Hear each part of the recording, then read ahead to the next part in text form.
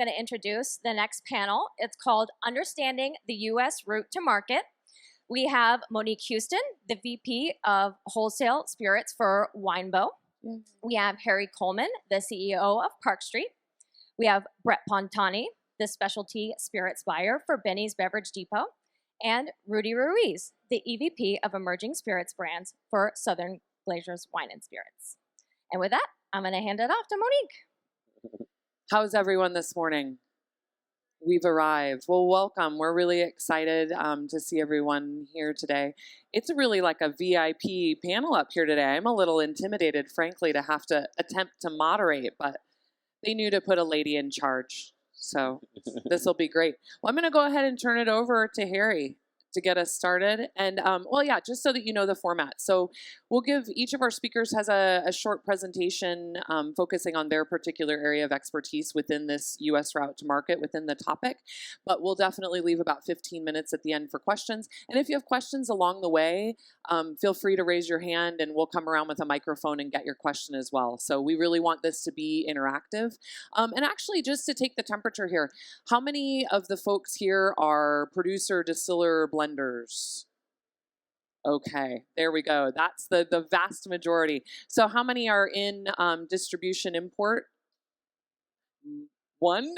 Just you two. And how many are here maybe as like a consumer, bartender, or retailer? 0. 1. Okay, all right. So that helps us because we know more who we're speaking to as well, but I also think this is what we were geared towards. So this is perfect. All right, I'll go ahead and turn it over to Harry. I'm the founder and CEO of Park Street. We are a back office provider, but today I'm going to talk about a particular set of the business, which is the self-pitch distribution. And I don't think that word self-pitch distribution really existed before last week when I thought about how we should name it, because we've been dealing with this for a long, long time. We called it, within Park Street, always a DTR, direct to retail business. So where we facilitate a sale straight to the retailer. But the more I thought about it, it's kind of like a different type of self-distribution type of approaches. So I will go through it a little later in the presentation about like why self-pitch distribution might make sense to name it that way. So from a chart perspective here, when you look at this, this is a kind of like a Porter chart about the industry, talking basically about we are the spirits competitors or the spirits supplier world, trying to go to retailers and not talking about the import business today and, like any compliance work with regards to getting in. There's another Park Street University presentation that I gave last year here that you can look at that. But this one is really focused on how do you get to retailers in a consolidating environment. So first point, basically that the US distribution system is a little cluttered. And we're going to hear later about that. It might not be really cluttered for everybody, but for a bunch of them, it is cluttered. And then we're going to talk about the concept of fair share of attention. Then explain self-distribution a little bit, or self-pitch distribution a little bit closer. And then also to see of like when self-pitch distribution really reaches its point of it's not really working that well anymore for new brands. So when other options should be considered. So the first one here is basically, it's a quick snapshot with regards to the distribution business or the distribution tier in the United States. It's a 3-tier system by law. And so the distribution tier is basically the one that sits between the supplier tier, which is the first tier, and the third tier, which is a retail tier. And if you look at this over the last 20 years or over 20 years, it has almost tripled from a concentration perspective. So when the top 10 players had like 23.8% in 1990, it's now 62.4%.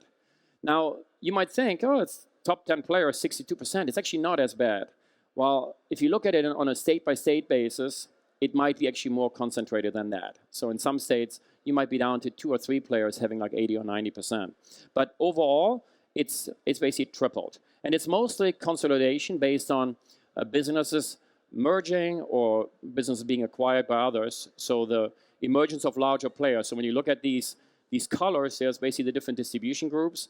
And you see there the gray one to the right, which didn't exist anywhere else on the left side, which is now in 2018, Southern Glazer's Wine and Spirits, where Rudy works with, is basically like the biggest player with $18.225 billion in revenues. So now with that consolidated distribution system, we're looking at, on the supplier side, really at something that is not necessarily good for a consolidated system, which means there's actually a lot of activity on the supplier side. So when you look at the craft distillers here on the top left in the United States alone, that has been an exploding segment. So it went from almost not existing in 1998, or for sure not existing in 1990, where we looked at before, to over 2,000 by now. So the graph shows it in 2018. By now, it's over 2,000. So a lot of them. And on the left side here, at the bottom, you see the number of COLA applications. That's for those who don't know the market that well. COLA is a certificate of label approval. That's basically what you need to obtain in order to sell in the United States. And it's a government statistic. So you look at the new labels that come out, and this is across everybody, large players, small players, everybody. It's also, like it's growing actually at 5.7% CAGR, which the industry is not growing at. But overall, it's also more than threefold from over the last 20 years. So with all of this, there's basically comments from the industry where a lot of players say, like, it's really hard for me to obtain distribution. It's basically like some of the large players might tell me, like, I'm too small, I might not have any consumer pull yet. And then the players say, like, okay, how do I show consumer pull if you don't take me in? So it's a little bit of the chicken and the egg problem. So there's a lot of frustration with some players that don't know what to do, and they're wondering what's going on. So when you look at this concept of fair share of attention, basically, or the passing of a new brand from a distributor's perspective, it's basically when you're a distributor, you have salespeople, and you've got an established model. Your service or your purpose is to service retailers, to make sure that the retailers get the products that they can sell to consumers. So if you have a bunch of larger brands in your portfolio, they do have power over you, because if they pull the line, you might not have enough gross profit in order to pay for the salespeople. So therefore, you typically provide the priorities to the players that provide you with the biggest gross profit contribution. So therefore, for the smaller, the entry-level suppliers, there might not be any priorities left. What does it mean, a priority? A priority is one where a salesperson at the distributor gets the quota to sell the brand in, to basically get a point of distribution for somebody. So in a lot of cases, it's basically, as a small player, you might not have any. So therefore, a larger player might say, it's like, look, I can't really help you because I won't be able to really give you any attention if you're maybe come across as being not that differentiated. So somebody might say, it's like, look, I rather want to wait until I can give you really the attention. So if you're bigger, I can also give you the attention. So again, it's a chicken and the egg problem. Now, this chart here shows a little bit of like how it's easier. Okay, so basically this shows it's basically the differentiation of a value proposition. If it's higher, and if the number of target consumers who believe in the relevance of the differentiation is larger. If you're basically in the top right-hand corner there, it's much easier to obtain like a commitment from a large distributor, from anybody along the way, because you would say, it's like, this is basically differentiated. On the right side there, it becomes basically an accretive or an incremental sale. It's something that doesn't really compete with something on the shelf. It's not like this product will replace something else on the shelf, so therefore, why would I take it? It's more like, wow, this is something that is new. This is something where there's a consumer group that wants it, that basically comes in for me. If I'm the retailer, that might come to me and want to now buy it from me. Or if I'm a distributor salesperson, that is a retailer that wants to buy it from me. So if you have a value proposition that is more differentiated, that is differentiated in the eyes of a lot of consumers, because differentiation is one thing. A lot of the traps for a lot of new brands is always this thing where you just stay within your small circle. You ask your grandmother and your grandfather and all your friends whom you give free booze to say, like, how great is my brand? And say, it's like, it's great. It's the greatest brand ever. It's fully differentiated. Unfortunately, the circle of the people that think that way is very small. So you want to make sure it's really large. And if it's very large, it works that way. So then the whole battle is easier. But sometimes still, even if it's differentiated, for some people, they might not know the story. There's a lot of great brand success stories out there where brands came across as not that differentiated originally, And then when people got to know it, they realized that it's actually very differentiated. So sometimes there's a learning process, and it's not fair that somebody might say, so look, I only have 2 minutes to make a decision on you, and I can't see the differentiation, so therefore I got to turn you down, because it's not fair otherwise. So sometimes people don't take enough time to really get to know a brand. It's not always the case. We've got like distinct people here that basically do take the time, I know, but sometimes it's hard when you have so many different products coming in. So if basically the distribution tier would say no, that doesn't mean it's the end of the story. So there's self-distribution options out here. So we're basically not talking about true self-distribution, which is in the United States, a concept. In some states, they changed the regulation where some craft distillers are now legally allowed to sell out of their facilities, and possibly in some states even to use trucks to deliver it to some consumers or to some customers, some retailers. So we're not talking about that because from an international perspective, that doesn't exist. So we're talking about self-pitch distribution, which is, it's really a traditional distribution model from a perspective of everything else except the sales force. That means it's a distribution system without a sales force. So you look at the value delivery system, warehouse, storage, inventory management, sales, marketing, delivery and back office operation. Basically, it has everything except the sales and marketing element. And the sales and marketing is a pitch. So there's no sales force that would get a quota for to sell the brand.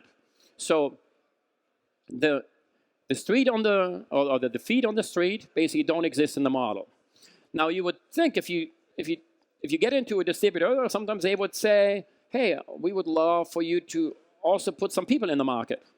So that one is required if you do self-pitch distribution, because if you don't do anything on your own, there's definitely no hope, because these distributors, and this is what Parksy does in a couple of states, we don't have any salespeople.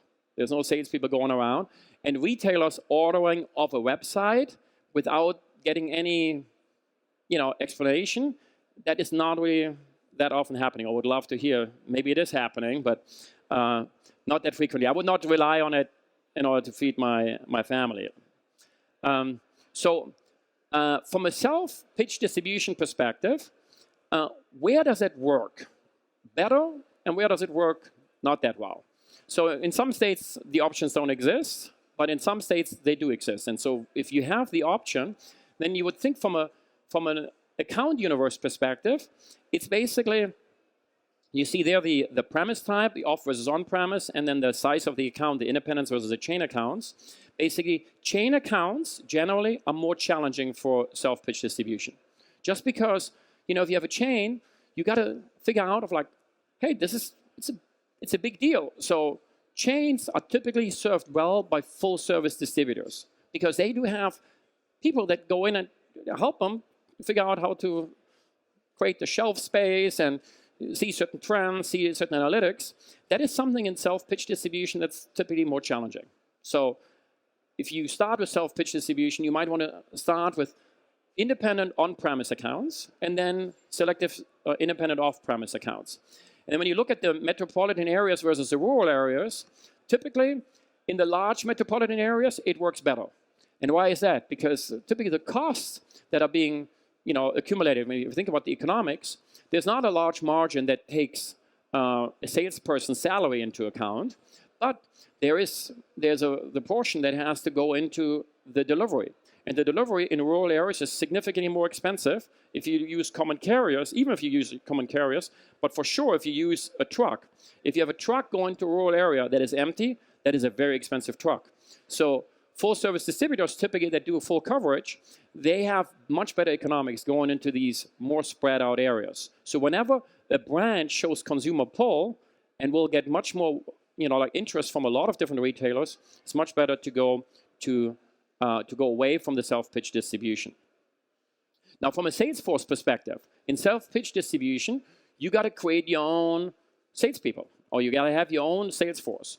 So if you as an entrepreneur go on your own, that works in a lot of ways. I mean, we have hundreds of companies that do this with us, where it's just a one-man show. But economically, it's not the best model, because if somebody goes to an account, there's costs involved in that too. So within the window that somebody has to speak with a retailer, they might be able to talk about more than one brand. So when you look at the total costs here, you would think that the cost per sales pitch per brand is depending on how many sales pitches somebody can put into the window. So if somebody has 10 minutes with a retailer, could they talk about 5 brands easily? That might be feasible.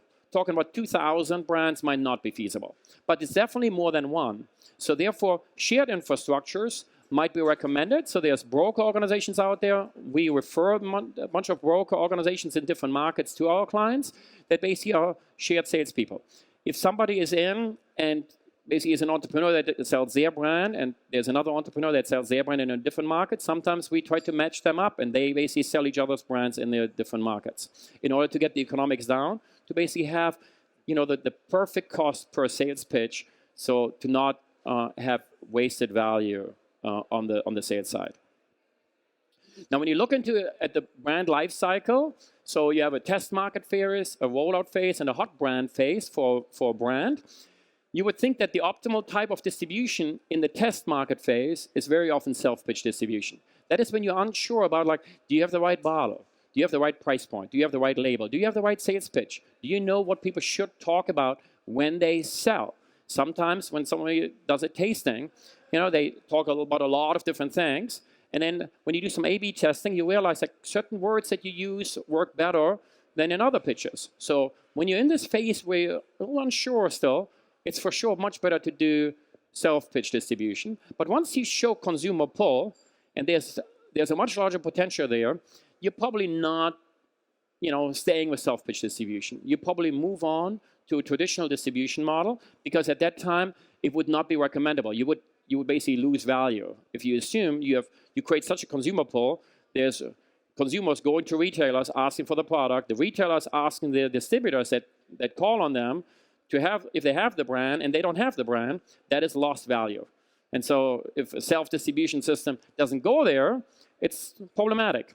Now, if obviously there's a website where somebody could order from, it's still like a stretch for a retailer to then say, oh, let me search for this brand because I had really a retailer or a consumer ask me for it. That's like a lot of work required in order to make a sale. Some do it, but not everybody, and I would not necessarily rely on it. Let me quickly explain to you the Park Street model. We basically have this option as self-pitch distribution. I mean, we are a national wholesaler in all 50 states. But in 4 states, in California, Florida, New York, and New Jersey, we offer this. It's, from a population perspective, a large universe. And there's a lot of accounts there. But it really works mostly in these metropolitan areas in these states. So if you look at the Bay Area, you look in the greater LA area, LA, San Diego, in the South Florida area, and the greater New York area. We do have a Park Street app that helps the entrepreneurs or their salespeople to place orders right in the account. And we also offer the retailers a website where they can do reorders, like the Park Street Marketplace app, in order to stay in. So where if somebody wants out of product, where they don't have to ask for the entrepreneur to come back or hope that they come back, but where they can keep on ordering along the way. And that's basically like the Park Street model. And that concludes my presentation. Thank you so much. I'm actually going to address that pitch directly to retailer and sort of talk a little bit about some of the things that I think that you ought to bring to the table, the things that you ought to think about, questions that you ought to ask me or anybody else in a retail position as you're ready to bring your product to market. So first, you need to know the market. Do some homework, do some research. This is advice that I give a lot when I work with American Distillers Institute and American Craft Spirits Association and American craft producers, because it's a little bit easier. If you're a brand in Europe, you're going to have to do a lot more of this research online probably than really being able to get in and dig in and do traveling, which is very easy to do in the States. But as you're developing your brand, or as you have a brand developed, a few things to think about when you're going to come and talk to me, because I'm going to need to sell this. And Harry touched on it as well. How does your brand fit in the general market? Are you making something that's niche? Are you making something that is not entering a vacuum? Are you making a gin? Are you making a vodka? Are you making a bourbon, malt-based whiskey? Are you making a brandy? So you have to know where you fit, and as Harry said, differentiation. What is your differentiation? What value can you provide? And what can you provide that's different that would be an impetus for my customers to take it off the shelf? Again, is there an effective distribution network you can utilize? That one is a little bit tougher to research, but from our perspective, I'm always happy to offer wholesale advice in our particular market, which is Greater Chicagoland. Other retailers might not necessarily be in that position. So it's a good idea before you come and directly pitch me that you've done a little bit of research to find out if I get excited about what you have and what you're doing, what you're going to be able to do to get it to me. And Harry touched on that extremely well. Shop me before you talk to me. Where do you fit? So you're going to have a general idea of what you're trying to do, what you want to do. Are you doing something very niche? Are you participating in a category that's Brett, very can you widespread? give them a perspective for those of you that might not be fortunate enough to shop at a Binny's Beverage Depot in Chicago, Illinois? How many SKUs? Talk about the Lincoln Park store. How many SKUs are on the shelf? Well, what is vodka? What is gin? What does whiskey look like? We're probably fairly unique for a retailer in the United States because we have somewhere in the neighborhood of 6,000 SKUs in the spirit side alone, probably 15,000 SKUs on the wine side. I would say 3,000 to 4,000 SKUs on the beer side, which are constantly cycling through. And every single, we're talking directly about craft spirits, so that's going to have some level of impact about how quickly things are going to be able to turn through. Because while I might have 5,000 spirits SKUs, we were talking yesterday, I think I undershot.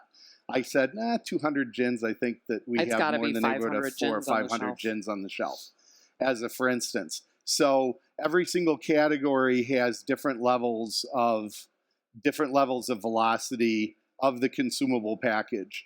If you're a craft beer producer, you really have to constantly innovate, put new packages out there, or perish. And that's sort of what the market in the United States has become for craft beer. It's constant innovation. There's less brand loyalty except to a very few things. People are less interested in what your flagship is and more interested in what is the newest beer you've brewed.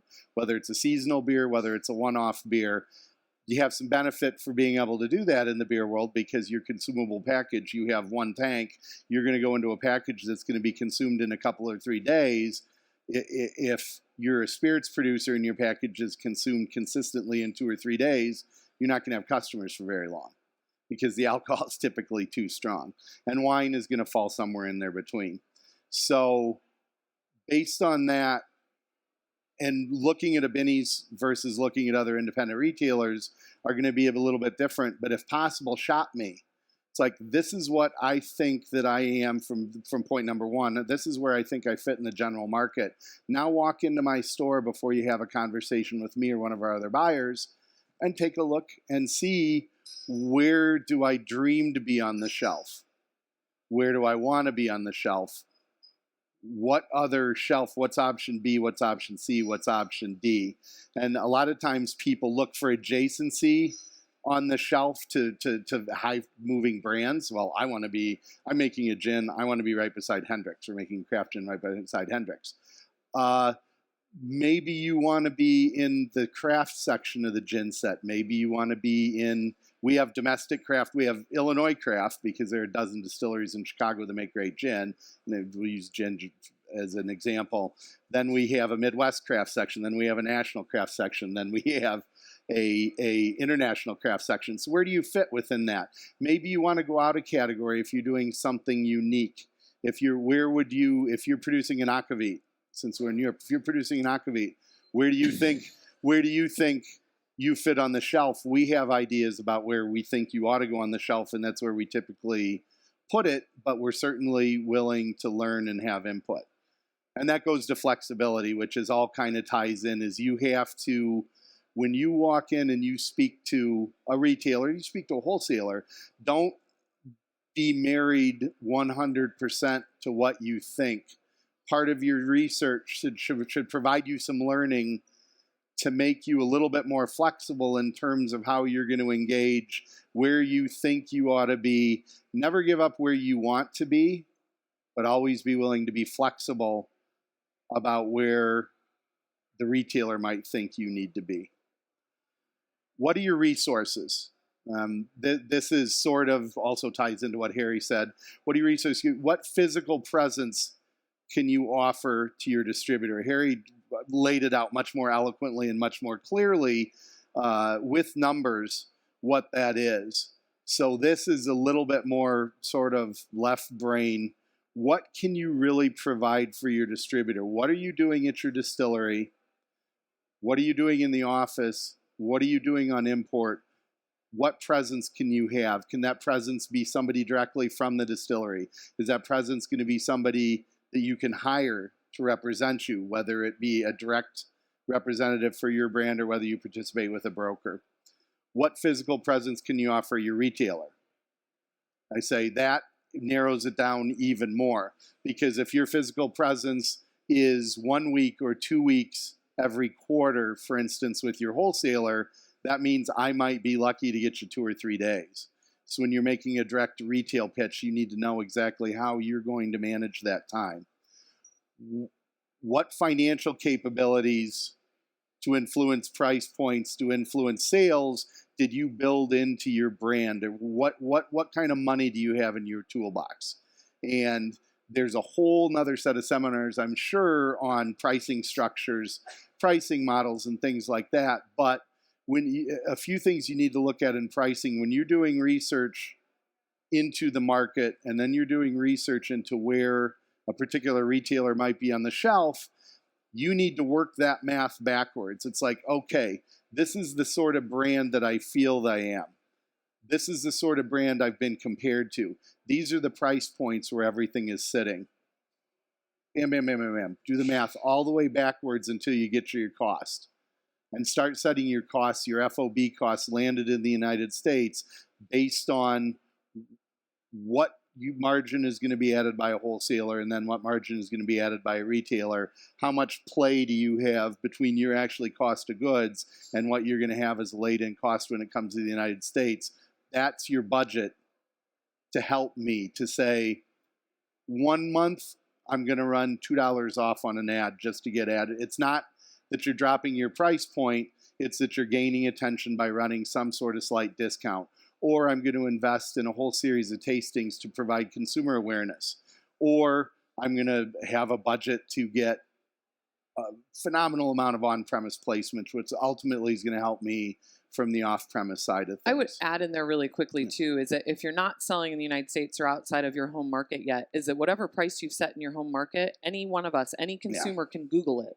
So Brett can pull up a thing and say, well, I see that on Master of Malt, your X pounds, which is X dollars.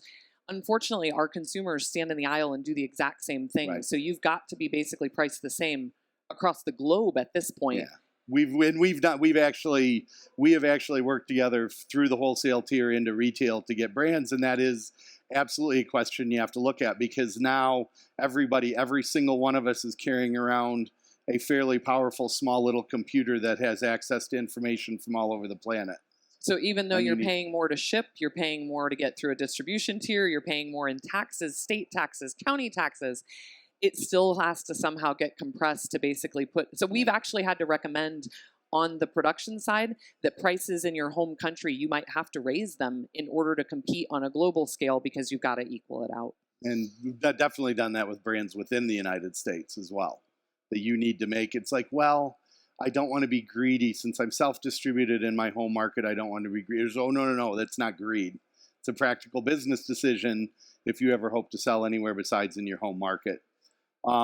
Then the last, and this is, I think, ties into your physical presence. What is your electronic and social media presence? Because there is a lot that can be accomplished remotely below the line in terms of how you promote yourself locally, how you promote yourself on the internet, how you tag into things, how you associate with us, how you associate with on-premise, how you communicate your presence in the market. So I'm not the greatest social media person. I just know that we have people assigned that we tie through. And one of retweets, repostings of things have been very, very valuable in our market. And geotagging seems to be working pretty well as well. Are you ready to come into my stores? Are you ready to come into my state? Are you ready to come to the United States? what's your strength in your home market? That, I think, is the piece of advice I give the most often to American craft distillers. When they're ready to expand, they want to talk to me. It's like, you're from Milwaukee. Are you the number one selling vodka in Milwaukee? Because if you can possibly be the number one selling vodka in Milwaukee, then I know that you have, one, a track record in your home market. Two, you have a success story that you can talk about. And three, you actually have something to back you up as you're trying to expand into other markets. So what's your strength? What's your position? And I typically think that there needs to be strength in a home market before you start expanding. If I'm not the first market, or my state's not the first market you've expanded into, how have you done in the other places where you've expanded? What's your learning been from expanding into these other markets? These are all questions that should be cycling through that I might ask you, or in a different form, any other retailer might ask you if you're pitching directly. Can you come into my market without sacrificing your presence in other markets? So there are a few ways to go around that. Because we have 41 shops actually, as of last Friday, in the Chicago, Greater Illinois market, we sometimes, for craft producers, can be very intimidating because of our size and because of our scale. And I'm perfectly happy to talk to somebody about a very small footprint if that's all you have to be sustainable in my market while maintaining your secondary expansion markets, while maintaining your home market. So don't feel as if you want to expand that you can't do it incrementally. And I have the conversation all the time with the United States craft producers that have particular products that say, I will actually reach out to them and say, hey, you've gotten a lot of very good press. People are interested. I've had some consumer requests to get your product. We would really love it if you'd come to the market. And they say, well, I don't want to come to Illinois yet. And it's very parochial knowledge. I don't know, the relative size of American states, but I'm going to go to Iowa and I'm going to go to Nebraska because they're smaller markets. They're not as many people. I'm intimidated because if you come to Illinois, you're in Chicago and I don't have enough product. And you have 40 stores and I don't have enough product for 40 stores. Like, first, who told you were going to go into 40 stores? But second of all, that's okay. Let's talk about what you do have and be willing to understand that a placement with velocity is worth more than 10 placements that are anemic. Each one that is actually relevant is worth a lot more. It's worth more to me because it means I have movement in my shelves, and I value a brand that is very strong in 6 stores as much as a brand that does okay in 20. Because if you're ultimately that efficient and you're turning that kind of volume, that's where you start. And if you have that success in a small amount of stores, that means there's a chance you can have success in a larger amount of stores. But don't feel as if you're especially approaching larger retailers, that it's an all or nothing proposition when you get put on the shelf. Because it can be a little bit, and let's see. Be prepared to learn continuously. And I think that this just really wraps up everything that I've said in the first 3 slides in the first 10 minutes, and I think everything that Harry said as well.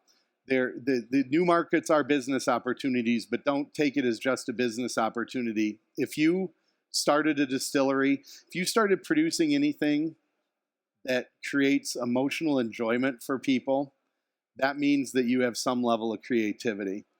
Don't ever forget about that creativity as you're moving through the business world, as you're moving through business success. So, yes, new markets are necessary if you want to continue to generate money, to perpetuate yourself, to grow, to improve. But there might be something you can learn by going into markets. Chicago is a great city, as an example, that has a number of different ethnicities, very, very strong presence living in the city. So we have the room not only for general market product, but we have a room for a lot of niche products. We have 2 aquavit producers in the back. We said we have a very large Swedish and Scandinavian population, and aquavit for a large city does extremely well in Chicago for instance, for something that in the United States is an obscure, if in some areas not even non-existent category. So what are your opportunities that aren't just what you thought they were today? you can do things in a traditional style and also be creative.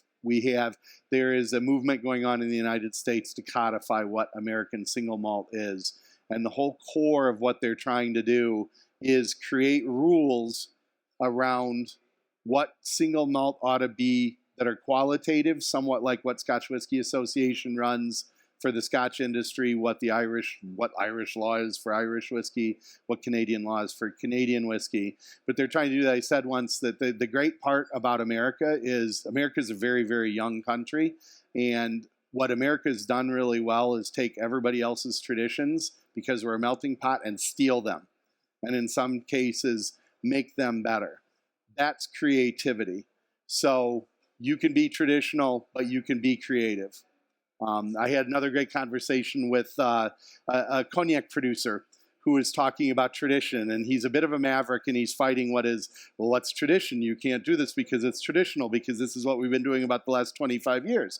Well, cognac's existed for the last 100 years, and this is what they were doing 100 years ago. Why is that not traditional, right? To tie things in, that there's always a cycle in everything. And then, can you customize for a retailer, which is probably should have been placed a little bit earlier in the presentation, because this is towards the end. But do you have the flexibility that if you have some success for me and you are doing something niche, that you can customize something just for my stores or for my city? Can you do something for Chicago? Can you do something for the state of Illinois? Can you do something for the Midwestern part of the country? What capabilities do you have, again, tying back to flexibility, to customize? But the most important thing that I can tell you just as I finish is the research seems daunting to learn about the market, but you'll be shocked at how valuable it is, and you'll be shocked at just how little time it actually takes. So let me start. I'm Rudy Ruiz. I'm with Southern Glazers. Been with them now for 16 years. Before that, I spent 27 years with Bacardi, both in the United States and abroad. Currently, I've been just focusing in on emerging brands. I would like to address the elephant in the room, which is, why would Southern Glazers be interested in a small startup brand? That's a question I get all the time. And the answer is very simple. We need startup brands to continue to grow.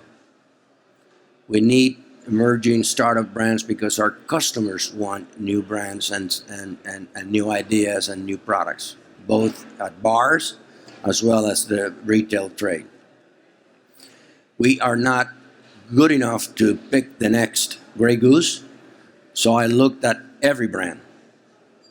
When I say every brand, we probably review 20, 30 requests a month. And those requests come to us either via friends who know someone, or directly by calling us, or through the website. So of the 30, we probably select, say, 5 or 6 on the basis of how different they are, what's the pricing, and we haven't at that time met the people, but people to me is a number one, the ownership, it's the number one criteria of moving forward in exploring a brand. So of the 30 that we go through, we'll bring in 5. And the owner and his associates typically come to our office, or we can go to a distillery. I'd much rather go to where they're making the product, so I could get a feeling for the facilities and their other people working in the business. And that's how we start the process of trying to, within the competitive set, whatever the brand is, how different it is, what's the pricing, how enthusiastic is the owner, is this his first or her first experience, which is important because it's very difficult obviously, to get a brand going in any market, but in the United States, it's just as difficult. So we go through that process of going through the brand and the specifics of it. The next thing we do is to see if they have a sales plan. Some of them don't. And if they don't, we try to help them develop their sales plan. I'm of the school of focus. It's important. So many times I'll go and visit a distillery and they will have 5 products. They'll have a gin, they'll have a bourbon, they'll have a rye, etc., etc. And you can't focus and try to get a brand going when there's 5 or 6 or 7 SKUs. It's very expensive and very hard to learn which of the 5 or 6 has a shot. So I try to. Many times they don't like that because they're trying to build their cash flow because they might be laying down bourbon and so the next thing is produce gin so they can sell the gin to finance the inventory. But it is what it is, you know. If the bourbon is the one that I like, unfortunately I might have to tell them that we're not interested in the other 4. Now, if they accept that, then we move forward. If they don't, if they want to launch all 4 or 5, I won't be a part of it because the chances of success are going to be minimal. So focus. So we pick one brand and then we try to go into one market only. One of the things that Southern Glazers leverages is because of our size, we have tremendous database information. So what I try to do is whatever the market we think is the right market to test the brand, we have enough data to know which 25, 30 accounts, both off and on, say 25 off accounts and 15 on, which accounts, based on our information, are perfect fit for this brand. Step 2, do you have feet on the street? In a market with that size of test, at a minimum, we need a salesperson. Mostly not to sell, but to learn how the product behaves and what makes it move and what doesn't make it move. Okay? 9 chances out of 10, the success of a product is because the on-premise operator or the retailer loves the product for whatever reason. And so he works it. So when you have a small test and you're going, why is the brand doing so well in this 5 or 6 account? Typically, the retailer likes it. He's committed. He likes the product. He likes the package, the pricing, so on and so forth. Anyway, so we pick those accounts. We need at least 1 or 2 sales person on the street. Then the next step is forget about the shelf, because at that stage of the game, I'm not worried about the shelf. At that stage of the game, I want to get on the floor. The floor is expensive. And so the only way you can get on the floor, I'm talking about usually 3 cases, 6 bottles a case, so that's 18 bottles on the floor, and then we try to get at least 2 tastings in a month. I'll take 1, but ideally 2. Now the goal is those 18 bottles with 2 tastings have to be gone in 30 days. 45 days beginning to smell.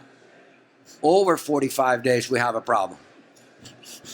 And so usually, okay, so when I was referring to people on the street, that's what that salesman has to do. Every day, visit as many accounts as he can.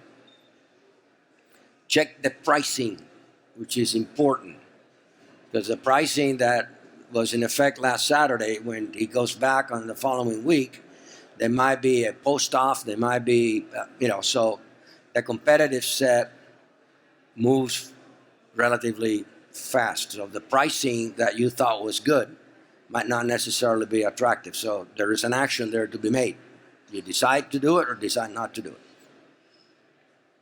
So we get it on the floor. We're shooting for a 30-day turn.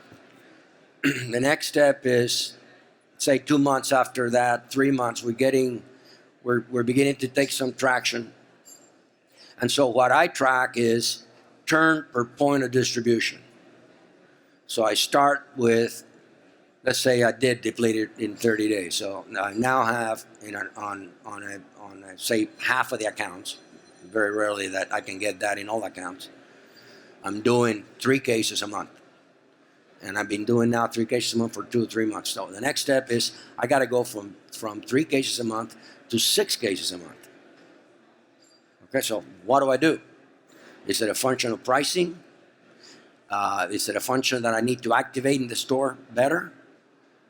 Create some enthusiasm? I could do both wet and dry tastings. Dry tastings means someone stands next to the display and talks about the product. Maybe something on an iPad with a beautiful view of the distillery and whatever. So that is the next challenge. 6 months out, if I'm stuck with a 3, I have a problem. And so again, that's what the salesperson does, and that's what the salesperson has to report to the owner, and hopefully to me, and we can sit down and discuss what will it take to get it going. So fast forward, assume that he does begin or she does begin to get turns. Then the next step is I have 50 accounts. Immediately they want to go to another market, and I'm going, no. We're going to go from 50 to 100 and follow the same pattern. And from 100 then it will be all of South Florida and so on and so forth. I tell Harry had a chart with Florida, New York, California, and Illinois. If you're in those markets, you got work there for the next 100 years. A lot of people, I would love to go to California. And I'm like, you don't know what you want. California is probably one of the most competitive, the most difficult markets, big geography. Prices are very, very compressed. Manpower is expensive, and so on and so forth. And you need a lot because of the traffic problem. So anyway, so that's kind of like the process. Again, South Florida, for example, you go to the state of Florida, then depending on the brand. At this stage, our other markets are being briefed as to, what do we have that we're testing. And so we keep them abreast, and there might be a couple of them that say, what, I want the brand to come into Chicago, I want the brand to come in to New York, whatever. We have in the key markets an artisanal, we call it an artisanal sales division, because if you can imagine, all the SKUs that we have, in each market, we probably end up with have 5 or 6 sales forces selling our portfolio. Some of them are dedicated, like Diageo, Moet Hennessy, Bacardi, Constellation.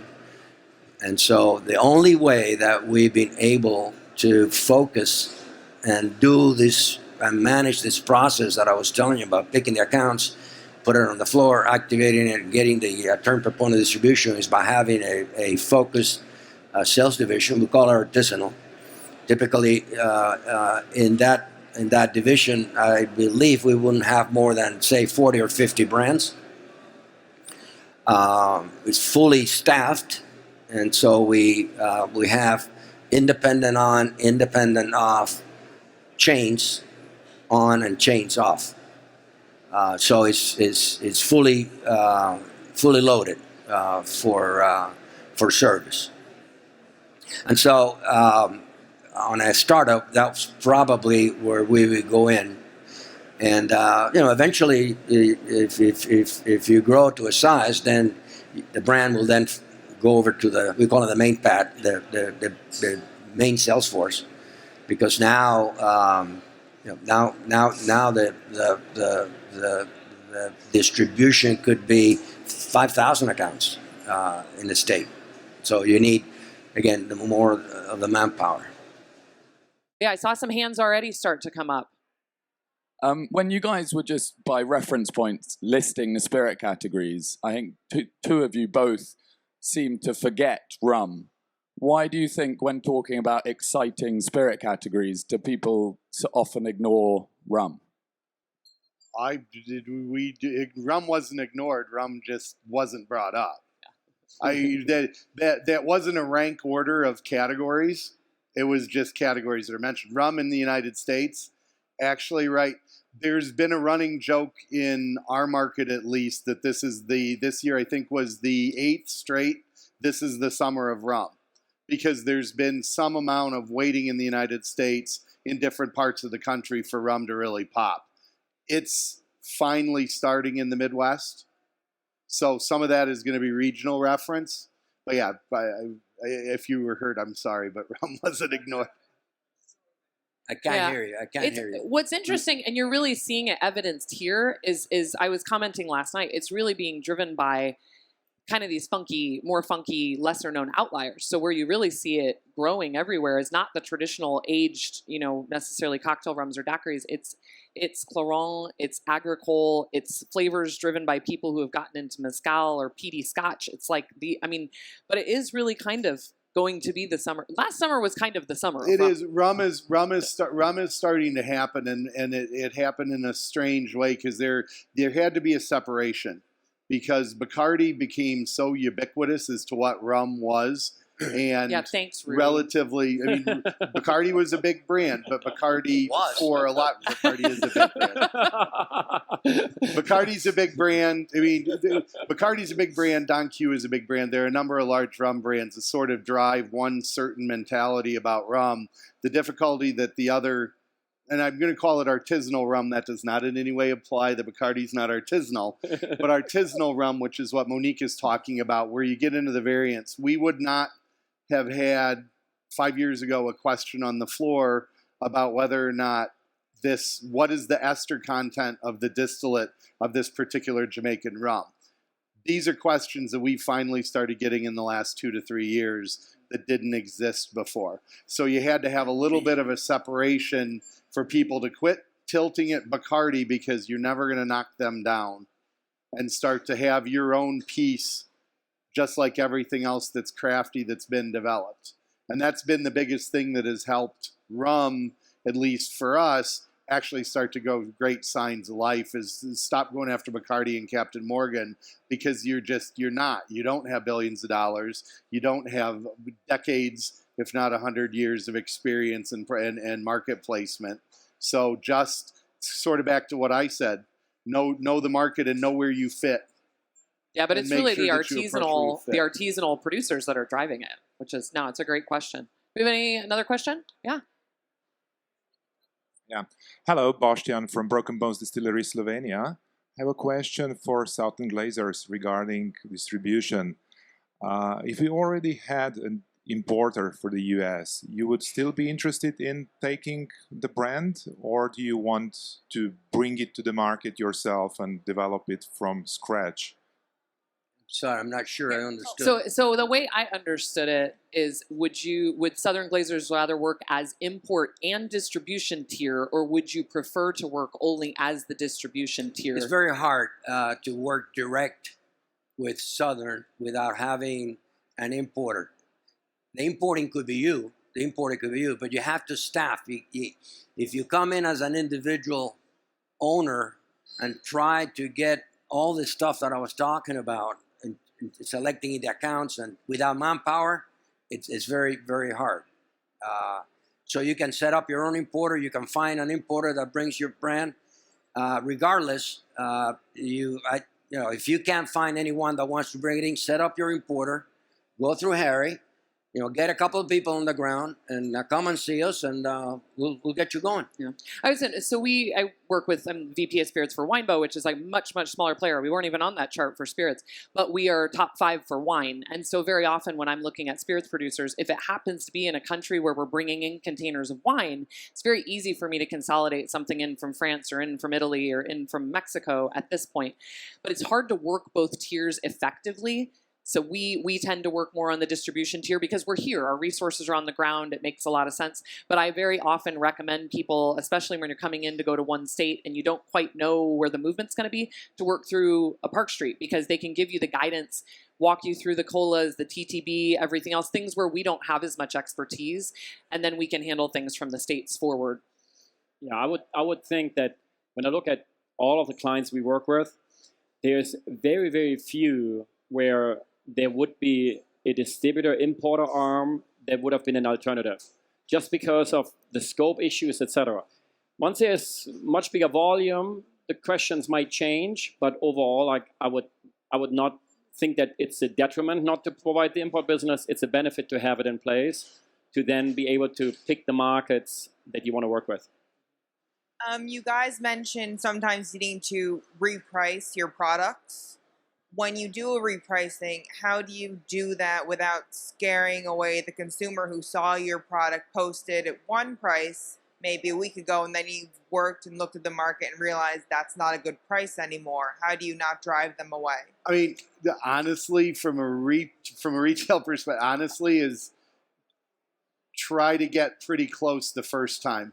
Yeah. But if you're going to miss high. Because the one thing you'll learn, it's always if you decide that if you walk in and see what you think is a competitive price point and you're worried that might be too low for your product to make money, don't enter in at that price point. Enter in at a higher price point and see if you can make a go of it, I guess is the best way to put it. Because it's a balancing act between not putting yourself out of business by running too low, but also not being so high, which is, I think, what you're saying, not being so high that you create panic and the consumer perception is that just dropped by 50% or that just went from $60 to $40. Something has to be wrong. That's human nature to think that if something dropped that dramatically, which I think addresses what you're talking about, that there's a problem. So if you're going to aim high, but aim only a little high. Well, and to Rudy's point earlier, putting it up a little high, once you look at something that's not turning in 30 or 45 or 60 days, if you don't have any wiggle room, that there's no negotiation to maybe get price lower or pulse it lower or, support something. So you've got to have some if you're in a state that allows it, you can promote down as well. If you decide that you shot a little bit too high and you need to adjust down, and adjusting down still allows you to be at a point where it's viable for you to do that, then the way you adjust down is you begin by running sporadic sales, depending on whether your panic level is to get the price down. You run sporadic sales that turn into more regular sales that eventually turn into a price point change. And a lot of times, perceptively, if you're growing while you're doing that, the perception is that you're achieving some level of economy to scale, and the price is just dropping naturally because you've hit some level of economy to scale.